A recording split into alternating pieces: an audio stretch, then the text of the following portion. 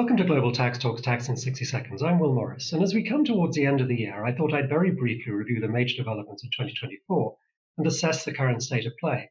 Then, for our first episode of 2025 in early January, I'll make some predictions, which you can score me on in 12 months' time.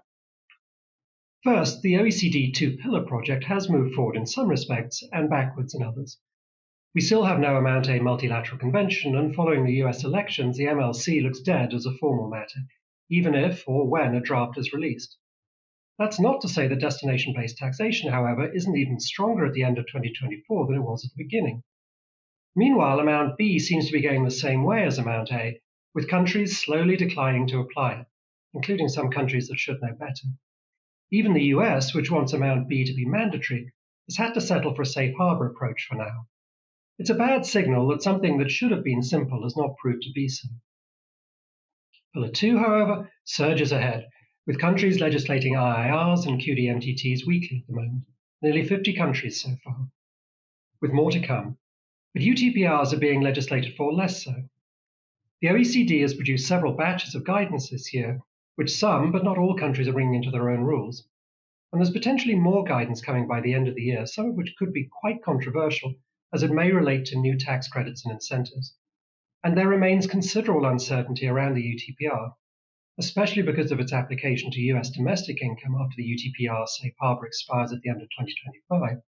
And with Republicans about to hold both houses of Congress and the White House, the chances of the US conforming its own rules to Pillar 2s are vanishingly small, and possible US retaliatory measures are being discussed. Meanwhile, the UN seems to be on the rise, with the movement forward on the potential Convention on International Tax Cooperation moving through several formal stages this year. The majority of developing country attention is now focused here rather than at the OECD, and African countries in particular have been making the running, although other countries in the majority voting context of the UN have also played a role. However, there are complaints from the US, the UK, and others who have been voting against the project, as well as the EU, which has been abstaining, that in the end, this can only work on a consensus basis. This has also been a year when the EU seems to have recognized that tax and competitiveness may be related. A well-received report from Mario Draghi has called for an increased attention to, among other measures, making the tax system more competitive, including through the use of incentives similar to the US Inflation Reduction Act, as well as dramatic reductions in compliance burdens.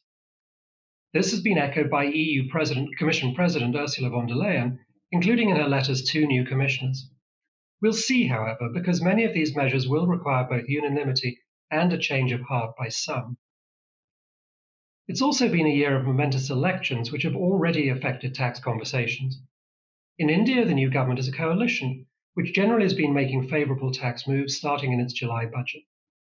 In the UK, the Labour Party won the election and, following the former Conservative government, raised taxes on businesses, largely through Social Security tax changes. And finally, and most recently, in the US, the Republicans, as noted above, swept the board, albeit quite narrowly in the Congress, which makes corporate tax rises in the US highly unlikely. However, and this is my final observation, the US elections will likely bring more tariffs into play. While tariffs are not taxes, at least technically, they are very closely related. So watch out for more digital services taxes as Pillar 1 stumbles, which will almost certainly result in tariffs. And across-the-board tariffs by the US could lead to the use of retaliatory tariff-type instruments by other jurisdictions, including the EU.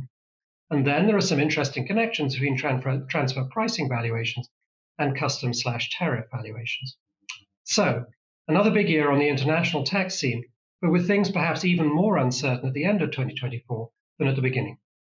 Anyway, I'll be back in early 2025 with predictions, so happy holidays, and come back next year so that you stay global tax ready.